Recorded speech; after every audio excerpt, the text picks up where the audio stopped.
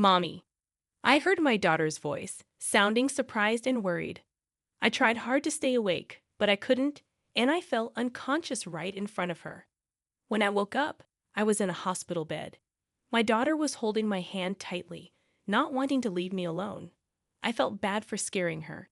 I was about to say sorry when she spoke first. Mommy, the baby in your tummy says they don't want Daddy to erase them. Her words surprised me. My name is Linda Williams. I'm 27 years old, and I take care of our home. I live with my husband, Mark, who is 2 years older than me, and our daughter, Sarah, who is 4 years old. Before, I used to work as a sports trainer, but I had to stop because I got pregnant. It made me sad to leave my job, but I wasn't feeling well often after I found out about the pregnancy, so I didn't have a choice. It was tough for me to quit, but there were some good things too. Before that, Mark didn't really help out much with chores or taking care of Sarah, but he started doing more to help me out. Even though I was worried about my health, I was happy to see Mark changing. I thought things would be okay. Mommy, wake up. It's morning. I woke up to Sarah's voice, and it was already 7 a.m. Sarah's daycare bus comes at 7:30 a.m., so I got up quickly. Oh no, Sarah, we have to get ready fast. What happened? We slept too late. If we don't hurry, we'll miss the bus. While brushing my teeth, I worried that Sarah might get confused. When I left the room, I realized I hadn't seen Mark anywhere. He usually leaves by 7:15 a.m., so he should still be at home. Maybe he's downstairs having breakfast. I felt a bit annoyed that he didn't check on us, but I headed for the stairs. Then it happened. I slipped, and for a moment, I felt like I was flying through the air. I'm going to fall. I reached out instinctively and grabbed onto the handrail, stopping myself from tumbling down the stairs. Phew, that was close. I immediately put my hand on my stomach, but I didn't hit it, and it didn't hurt. Just as I let out a sigh of relief, Sarah, looking worried, rushed over. Mommy, are you okay? I'm fine, honey. Sorry for scaring you. I reassured Sarah as I hugged her tightly. Then Mark, hearing the noise, hurried over from downstairs. What happened? I slipped and almost fell down the stairs. Whoa, be careful. I'm sorry, but it felt like the floor was really slippery and… Wait a minute. I noticed that the floor looked cleaner than usual. I hadn't noticed before, but the wooden floor in the hallway was shining, like someone had polished it. Mark then explained in a flustered tone. All right, I waxed the floor last night. Waxed? Why did you suddenly decide to do that? I noticed it while cleaning the floor, but I guess I got a little too excited. I'm sorry, Mark explained. Oh, I see. I was surprised that he had waxed the floor, something he had never done before. But lately, he had been helping out a lot more with chores around the house. So maybe he was starting to notice the little things. Once men start paying attention to details, they just can't stop, can they? Even though it seemed a bit strange, I decided not to worry about it. A few days later, on a Sunday, Mark had to work, so I took Sarah to the park by ourselves. Before, I used to run around and play with Sarah, but I couldn't do that now. I watched Sarah happily playing on the swing, with a water bottle Mark had prepared for me in my hand. Who would have thought that Mark would start preparing things like a water bottle for me? When Sarah was born, Mark wasn't interested in anything at home. It still makes me emotional when I think about it. He didn't seem interested in Sarah either, so whenever I talked to him about it, he got upset, and he started coming home from work later and later. The fact that he now prepares a water bottle for me is still surprising, but it makes me really happy. Thinking about this and feeling a bit thirsty, I decided to take a sip of the tea Mark had made for me. Then, Mommy, Sarah called out suddenly. After drinking about a quarter of the bottle, I suddenly felt dizzy and started to feel unsteady on my feet. I held onto the swing's fence for support, but even then, I could feel myself getting weaker, and it was hard to stay standing. Mommy, what's happening? Help, Mommy! I heard Sarah's voice, sounding surprised and worried. I tried my best to stay conscious, knowing that if I fainted, Sarah would be left alone. But despite my efforts, I collapsed while shielding my stomach. When I woke up, the first thing I saw was the bright white ceiling above me. I felt disoriented for a moment, but then I noticed the smell of disinfectant and saw a nurse approaching, asking, "Are you okay?" It dawned on me that I was in a hospital, and then I thought of Sarah.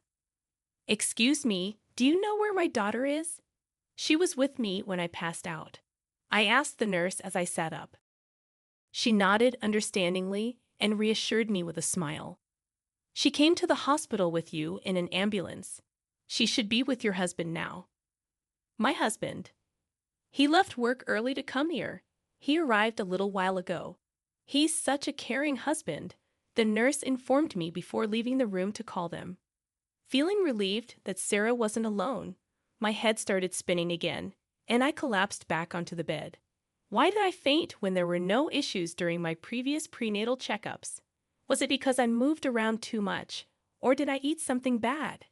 As these thoughts raced through my mind, I suddenly remembered the tea from the water bottle that I had drunk just before I fainted. Come to think of it, that tea, just as I pondered this, the door opened and the nurse, a doctor, Mark, and Sarah entered. "Mommy," Sarah exclaimed with relief.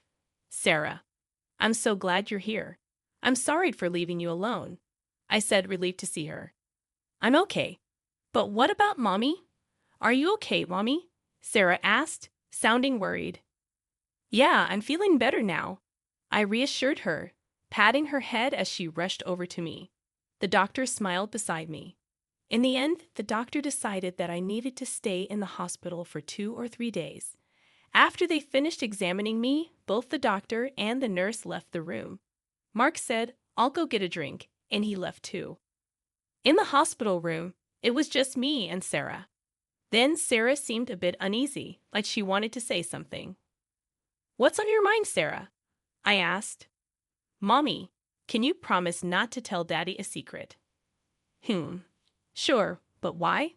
I was curious, but I agreed, and Sarah leaned in closer to me with a serious expression. "The baby says they don't want Daddy to make them disappear." Huh? I was momentarily stunned, unable to comprehend what Sarah was trying to say. Sarah then looked a bit frustrated and spoke louder. "The baby says Daddy's being mean, and the tea in the water bottle." Her words caught me off guard. I had also noticed an odd bitterness in the tea from the water bottle. When I drank it, I thought maybe Mark had bought a different kind of tea, so I didn't think much of it at the time. But now, thinking back, I felt a wave of dizziness right after drinking that tea.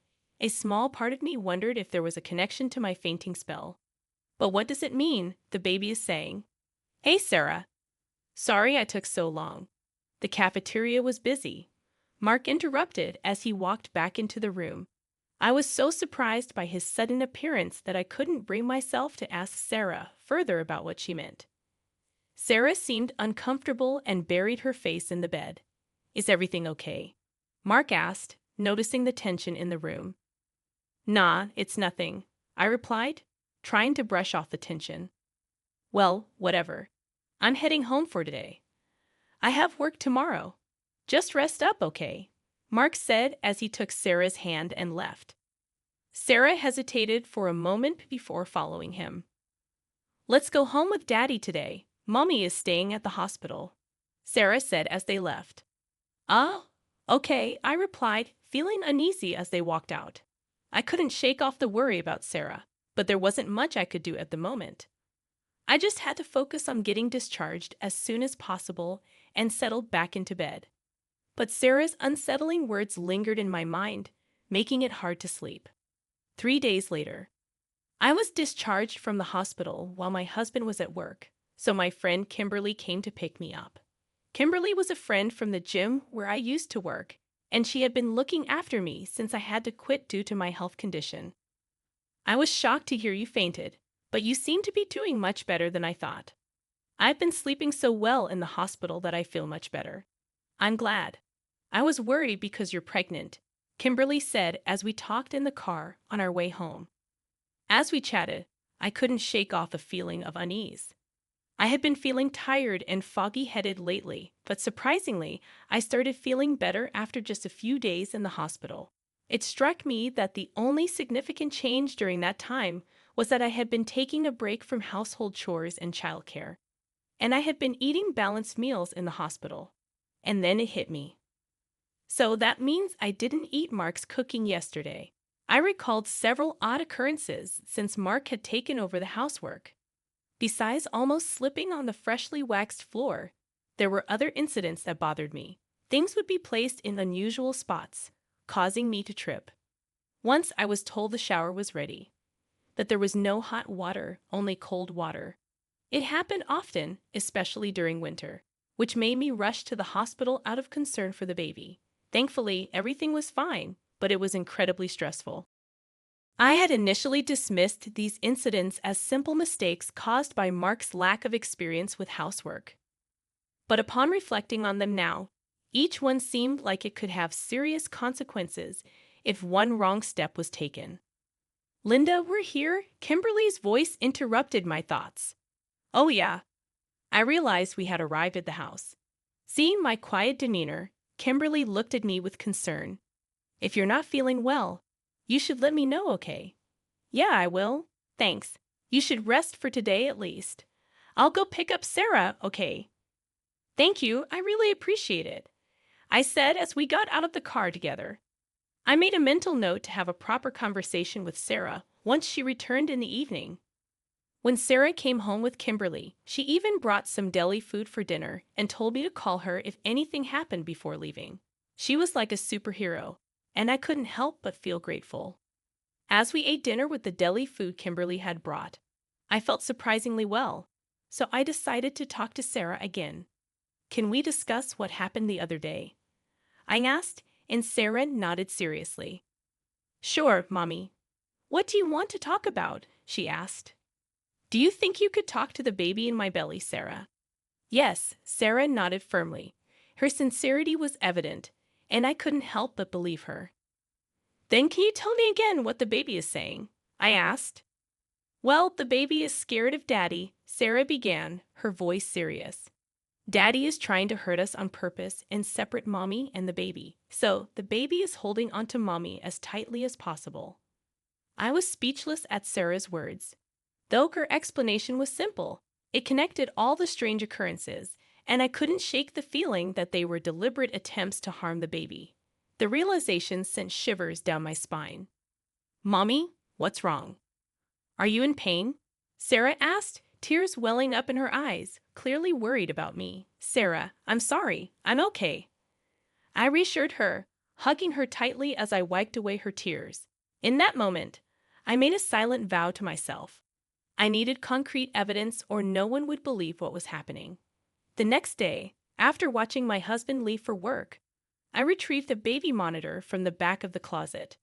It was something we used when Sarah was a baby. If this revealed what I feared, it would be terrifying. But if it showed nothing, that would be a relief too.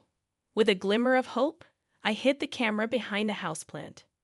A few days later, I mustered the courage to check the footage. What I saw was beyond anything I could have imagined. It shattered the small hope I held onto. And in that moment, I made a decision. I wouldn't let this go unpunished. A week or so passed since I saw the footage. Earlier in the day, I had left Sarah at my parents' house. Now, I had tidied up the entire house and prepared a perfect dinner before Mark came home. Mark finally arrived and was surprised to see the elaborate meal set on the table. "What's going on?" "I could have made dinner." "I can't let you do anything dangerous anymore," I said firmly. "Huh? What do you mean?" Mark asked, a hint of caution in his eyes. "I mean exactly what I said. What have you been feeding your pregnant wife all this time? I don't understand it at all." "My health has improved significantly since I stopped eating your cooking for the past week," I explained, my tone serious. Mark seemed slightly shaken by my words. As I continued to speak, I noticed his expression shifting. "I've been pretending to eat your cooking and throwing it away," I confessed. Mark's eyes widened in surprise. Meanwhile, as I investigated around the house, I noticed that the non-slip pad under the rug was missing, and the anti-tip device on the bookshelf next to the bed had been removed. It sent shivers down my spine. These actions weren't just aimed at our baby, they implied that I was also a target. When I glanced at Mark, I noticed his mouth twitching as he attempted to force a smile. Suddenly, I recalled instances when body wash had spilled on the bathroom floor after a shower and items had fallen from shelves. If I had slipped and hit my stomach during any of those incidents, it could have been disastrous. Those were just coincidences, right? Maybe I just made a little mistake, I mused aloud. I thought so too, until I saw this. I thrust my phone in front of his face and played the footage recorded on the baby monitor. In the video, Mark was clearly heard speaking on the phone. I understand, but it's not going as planned. It's surprisingly difficult to make someone disappear in an accident. Well, two people. It would be best if the baby in the belly could disappear too. Mark's voice echoed from the video. The words sent chills down my spine, no matter how many times I heard them. As I watched Mark, I noticed him trembling slightly and remaining silent. Despite my wariness, I continued to speak. The person on the phone is a woman, isn't it? You're discussing doing terrible things once I'm gone, things too disgusting to even mention. How dare you spy on me like this? I'll sue you. Do you even understand what you've done? Just shut up. Just shut up. Mark exploded, his face turning bright red as he lost control and lashed out at me. Instinctively, I hunched over to protect my stomach. Suddenly, there was a loud bang, and I heard Mark scream, "Landa, are you okay?" "Kimberly, thank you," I said with relief as I looked over to find Kimberly, who had easily subdued Mark and was now laughing. In fact, she's a strong woman who has won the national wrestling tournament multiple times. I had asked Kimberly to stand by in the next room just in case. Mark, pinned down by Kimberly, was now shouting angrily, "You think you're alive because of me, right? Yet you keep bothering me with demands to play with the kids and help with housework. If you all would just disappear, I could live freely. Just get lost, for my sake, you idiot." "So, that's what you think. But thank you, huh?" "Actually, you just helped me a lot by self-destructing," I said calmly, thrusting my phone, which was on a call with 911, in front of Mark. I had put it on call mode earlier, so all of Mark's words had been recorded and sent directly to the police. "Please, not the cops," Mark pleaded, struggling to escape Kimberly's grip, but she held him firmly in place. "I'm sorry, I was wrong, please, I apologize, forgive me." Mark continued to beg, but it was too late for apologies. "That's not something you can get away with just by apologizing. What you were about to do." "Don't say such things," Mark interrupted, thrashing around. Suddenly, the sound of several footsteps and a voice saying, "We're coming in," echoed, and police officers entered through the unlocked door. In no time, Mark was taken away. Even as he was being escorted out, he pathetically clung to me, pleading for help. A subsequent investigation uncovered Mark and his mistress's sinister plan. Their objective was to eliminate me, who stood in their way, so they could be together. Even if they failed to get rid of me, they planned to fabricate a story about the loss of our child due to my carelessness, leading to divorce. Moreover, they hoped to blame me for the incident to claim compensation during the divorce proceedings. The audacity of their scheme leaves me speechless. Even now, the thought of what could have happened if I hadn't noticed anything sends chills down my spine. "Mommy, the baby is happy. She says she can always be by your side," Sarah said as soon as I picked her up. "Yes, I'm so glad. It's all thanks to you," I said, thanking my daughter from the bottom of my heart as tears of relief flowed. "Mommy, why are you crying?" "The baby is looking forward to meeting you." "I'm also very excited," Sarah said, noticing my tears. A month after Mark's arrest, our divorce was finalized. A few months later, with Matt by my side, I gave birth to a healthy baby girl. Sarah was overjoyed to meet her little sister and has since become a very reliable big sister.